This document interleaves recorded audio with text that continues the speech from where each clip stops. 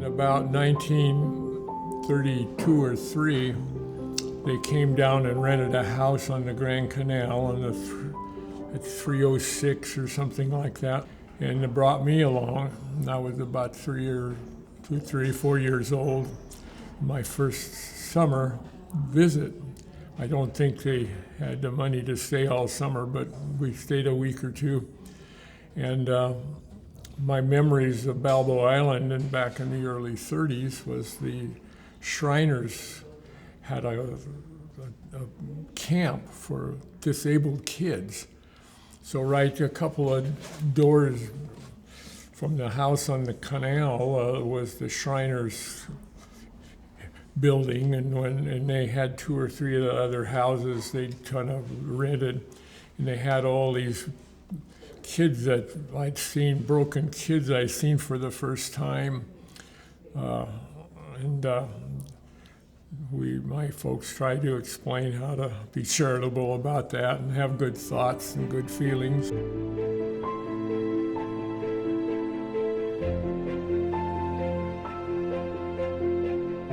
Started living full-time in 1949 when my father passed the bar and started practicing law. So that was always the plan. You know, when he passed the bar, this was where he wanted to hang his shingle, and Yeah. This is where he wanted to raise his family. Right. Things were just kind of going smoothly, having just nothing but fun. And I was briefly in the NROTC. I went to college, and the first year I had to leave Newport and went to Milwaukee, which was an experience for a guy from Newport.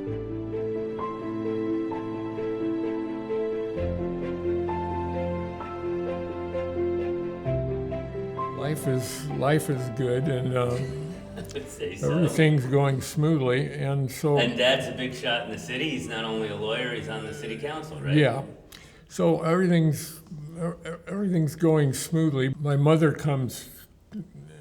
tells me that her pal, one of her pals, is on the draft board, and that as soon as I get to graduate from college, I'm going to be drafted, and I'm going to go in the Korean War. So it's time to go to law school. Yeah, well, so no, it wasn't that easy.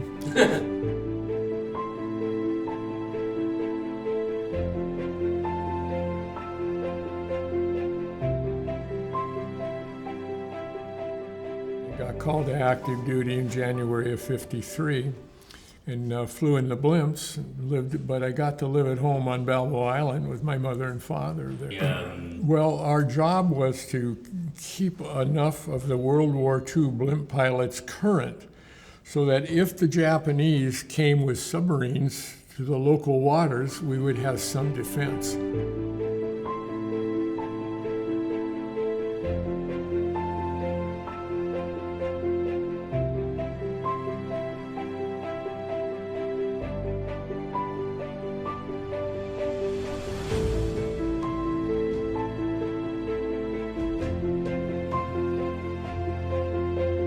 I started working with him, and then I worked with him all the way till he passed away, and then I just kept working for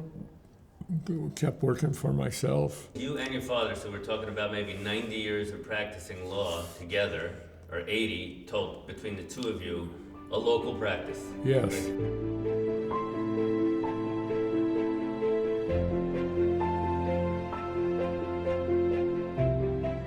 He's not in Tahiti very long, and there's a hotel for sale.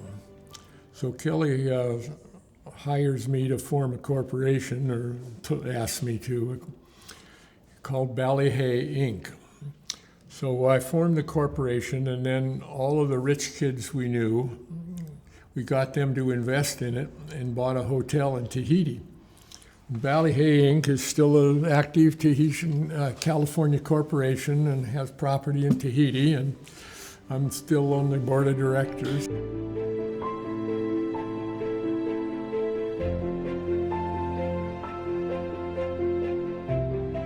We did wills for them and everything, And now they have a problem with the family business over in Pango. So they hired me to go over to Pango to help with get this big lawsuit settled that involved a freighter went into the harbor there and they abandoned it. And I was the only guy that knew about admiralty law because I did all the boat law around Newport. So I got the lawsuit all done and sued this village chief and where the village lived, where the village where all the people lived that were fighting all the people that lived in the village where I represented them. And finally the thing comes to court. The judge of the high court, American Samoa, comes over and says, "Hi, Dick, how's your father?" And it turned out that Bob Gardner took the job. Have you ever heard of him? No. Bob is the most famous judge. He was the city judge when I got my first ticket for riding my bike on the sidewalk. And then he Now got he's the municipal judge. Then he the judge became in a the High Court superior. of Samoa. And he got to be a judge in the Superior So I'm Court going of to take it Orange you County. won. And well, they were so shocked that anybody even spoke to the judge of the high court, and just have him call him name, "Dick, how's your father?" You know, and the whole tenor of the negotiations made a sharp turn, and I got the case settled.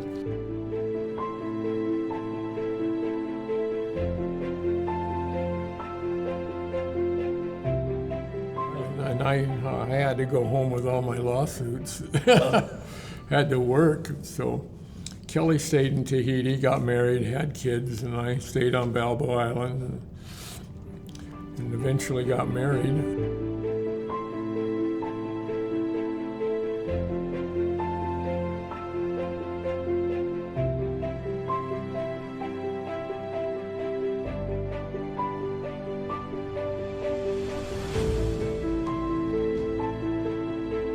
Every morning I ride my bicycle from West Newport over to Dad's Donuts and meet Ho Huddle and some other friends, and have a visit and then ride home.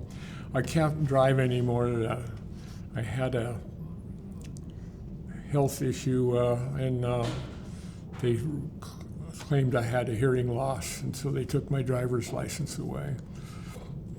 I still drive better than a lot of people I see, but I don't have a license. And so I'd probably drive without a license, but my wife would be hysterical.